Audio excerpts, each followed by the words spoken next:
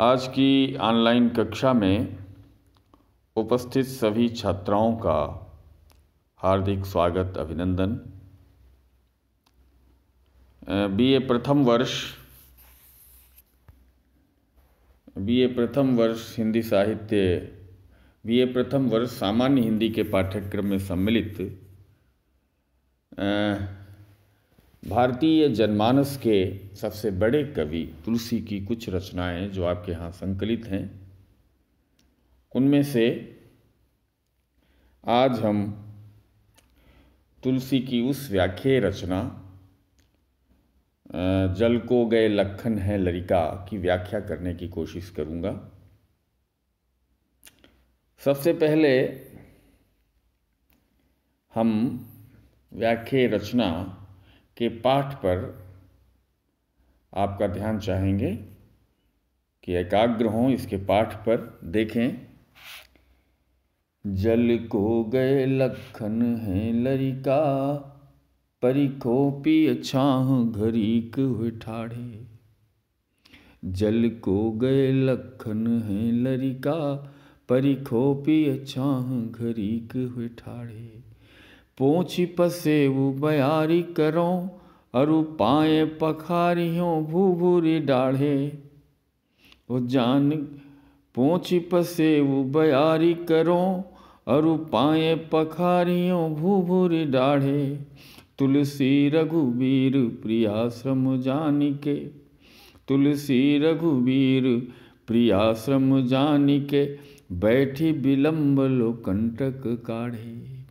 जानकी नाह को नेह लख्यो, जानकी नाह को नेह लख्यो, कि जानकी नाह को नेह लख्यो, जानकी नाह को नेह लख्यो, पुल को तनु बारी बिलोचन बाढ़े। इस कवित्त पाठ के उपरांत व्याख्या की पद्धति के अनुसार अब हम इसके संदर्भ पर एकाग्र होंगे। इस कवित्त के, तुलसी द्वारा रचित इस कवित्त के संदर्भ को कुछ इस तरह लिखा जा सकता है। भक्ति आंदोलन की महान उपलब्धि, लोक मंगल के विधायक, गरीब निवाज दीनबंधु राम राज्य के संस्थापक, राम की भक्ति पर निछावर है जिनकी कविता, ऐसे भारत के श्रेष्ठ कवि के रूप में सुविख्यात भक्त कविकुल चूड़ामणि गोस्वामी तुलसीदास कृत रचित ये कवित्त उनकी अनुपम कृति कवितावली से उद्धृत है। प्रसंगतः इस कविता में प्रसंगतः ये कवितावली के अयोध्या कांड के वनगमन प्रसंग से उद्धृत है, जहाँ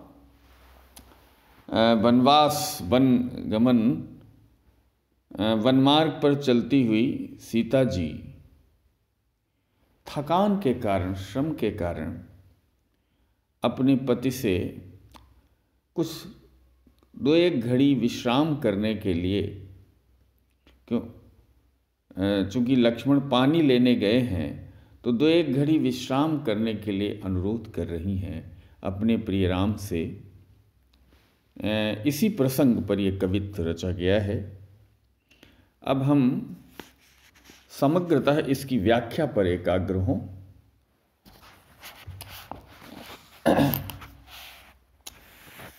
व्याख्या पर एकाग्र होने के पूर्व कुछ शब्दों के अर्थ भी यहाँ देख लेना अभीष्ट होगा। जैसे घड़ी को है ठारे, 2-1 घड़ी रुक कर, परिखों प्रतीक्षा करो, पोंछ कर, पसेऊ पसीना, बयारी हवा करना, पखारियों भूभूरी, भूभूरी कहते हैं गर्म जो धूल होती है उसको भूलभूल या भूभूरी कहते हैं।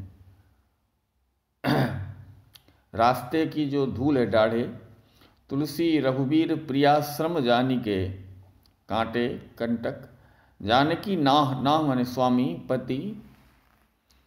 तो अब देखें इसकी व्याख्या। वन मार्ग पर, दरअसल यहाँ पर वस्तुतः इस कवित्व में वनगमन पर प्रिय पति राम के साथ वन मार्ग पर चल रही सीता और अनुज लक्ष्मण के साथ जब सीता वन मार्ग पर आगे बढ़ रही थी, चल रही थी, तो उसी बीच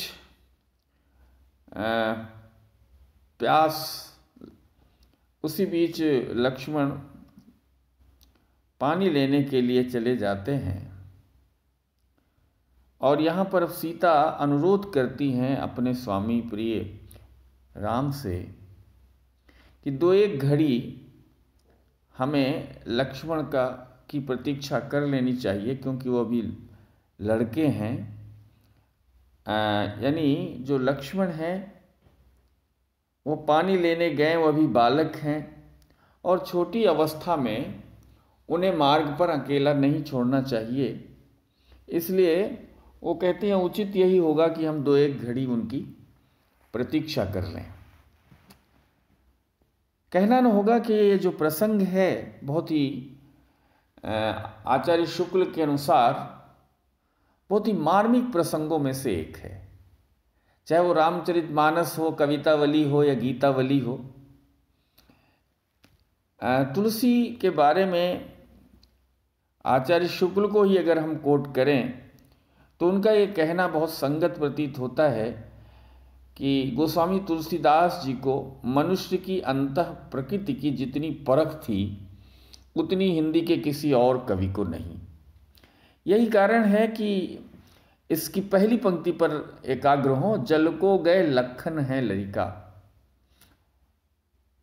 जानकी जी कह रही हैं प्रिय अपने स्वामी राम से कि जल को लेने गए हैं और लक्ष्मण भी लड़का, लड़के हैं, बालक हैं, इसलिए परिखो पिए छाँव घड़ी कुछ देर रुक कर, छाँव में कुछ 2-1 घड़ी रुक कर उनकी प्रतीक्षा करना ही उचित होगा, क्योंकि इस छोटी अवस्था में बालक होने के कारण उन्हें अकेला नहीं छोड़ा जा सकता।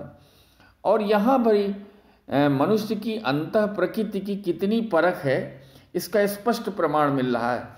वास्तव में माँ सीता जानकी जी थक गई हैं और उस थकान, उस श्रम की व्यंजना बड़ी मनोहर और कोमल ढंग से यहाँ पर स्वतंत्र भाव के रूप में गोस्वामी तुलसीदास कर रहे हैं।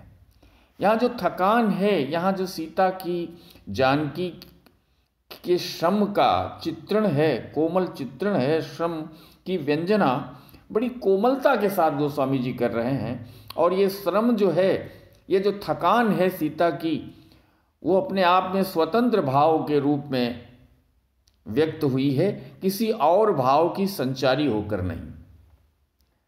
तो कहने का अभिप्राय ये कि सीता जी कह रही हैं कि जल को लेने गए हैं, लक्ष्मण अभी बालक हैं, इसलिए ऐ प्रिय 2-1 घड़ी रुक कर छाँव में उनकी प्रतीक्षा कर लेना उचित होगा।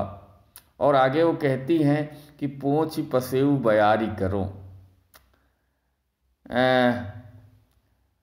तब तक, जब तक कुछ देर हम लोग अनुज लक्ष्मण की, बालक लक्ष्मण की प्रतीक्षा कर लेंगे और उन्हें वनमार्ग में अकेला नहीं छोड़ेंगे, और उस 1-8 घड़ी जब हम उनकी प्रतीक्षा करेंगे तब तक मैं क्या करूँगी, पोंछ पसेऊ बयारी करो। मैं आपका पसीना पोंछकर हवा करूँगी, बयार करूँगी। और पाएँ पखारी हों भूभुरी डाढ़े, और पाएँ पखारी हों भूभुरी डाढ़े। और जो रास्ते में गर्म धूल से सने हुए आपके पैर हैं उनको मैं पोंछूंगी, और पाएँ पखारी, उन पाँवों को पखारूंगी, साफ करूंगी। सीता का ये स्नेहिल प्रेम सीता की उसी अंतः प्रकृति को दर्शा रहा है कि श्रम की, थकान की ये कितनी मनोहर कल्पना और कितना मनोहारी चित्रण है। आगे कहती हैं, और ऐसी बात को जानकर सीता के अंतर की, सीता के हृदय की इस बात को समझकर, जानकर तुलसी रघुवीर प्रयास, वही बात आगे कवि कह रहा है, तुलसी रघुवीर प्रियाश्रम जानिके। तुलसी कहते हैं कि उनके स्वामी प्रिय रघुवीर अपनी प्रिया के इस श्रम को, थकान को जान के बैठ विलंब लो कंटक काढ़े। बहुत देर तक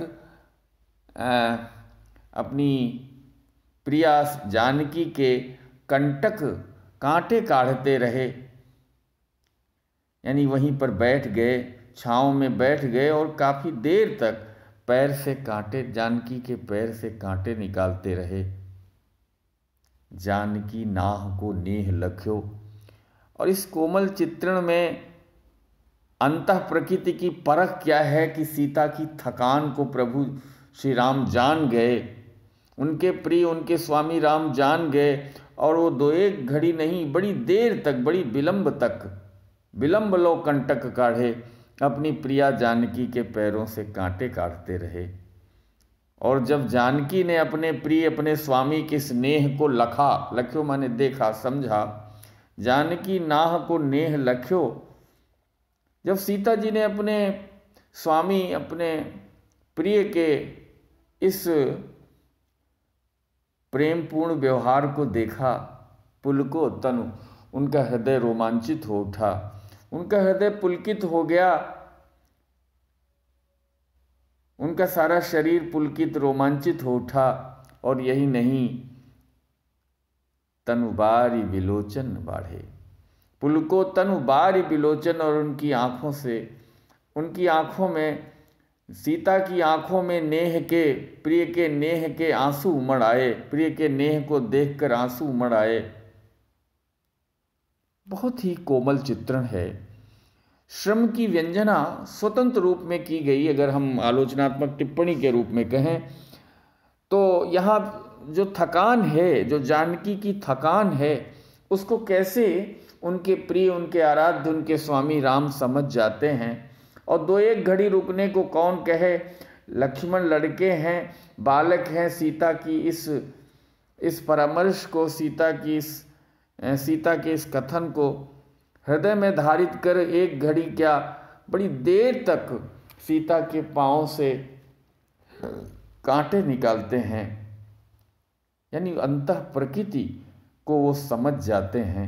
और जानकी और राम की, अब जानकी के स्वामी राम की अंतः प्रकृति का इतना कोमल और इतना हार्दिक चित्र खींचा है कवि ने कि जो पूरी तुलसी रचना जगत में ही नहीं, पूरे हिंदी जगत में श्रम की अनुभूति का, थकान के कोमल अनुभूति परक चित्रों का एक दस्तावेज बन गया है, एक मार्मिक दस्तावेज बन गया है। यहाँ पर जैसा कि पूर्व में भी मैं कह चुका हूँ, पत्नी के प्रति राम की सहृदयता और स्नेह की बहुत कोमल व्यंजना की गई है। पत्नी के प्रति राम की सहृदयता और स्नेह, और साथ ही साथ सीता की श्रम, थकान की बड़ी कोमल और मनोहारी व्यंजना की गई है कविकुल चूड़ामणि गोस्वामी तुलसीदास द्वारा।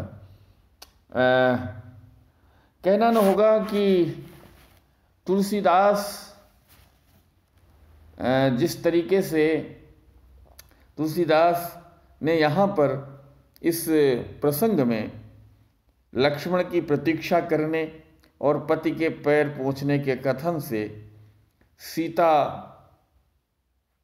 के चरणों को सीता के पैरों से बहुत देर तक कांटे निकालने का जो भाव व्यक्त किया है, वो पति पत्नी के, वो भारतीय नारी के पति पत्नी के संबंधों का एक आदर्श प्रतिरूप बनकर उभरा है। और पैर से कांटे निकालने के बहाने श्री राम का यूं ही बैठे रहना, बहुत देर तक बैठे रहना, पत्नी प्रेम के या श्री राम के प्रिय जानकी के प्रति अथाह प्रेम का की बहुत गहन व्यंजना कर रहा है। मैं समझता हूँ कवितावली के ऐसे ही प्रसंगों को जो अभी कई और कवितावली के इस वनगमन के प्रसंग हैं, उनके माध्यम से हम व्याख्या के क्रम को आगे भी यूं ही जारी रखेंगे। आज आपने इस व्याख्यान को पूरे मनोयोग और धीरज के साथ सुना, इस सब के लिए बहुत बहुत धन्यवाद।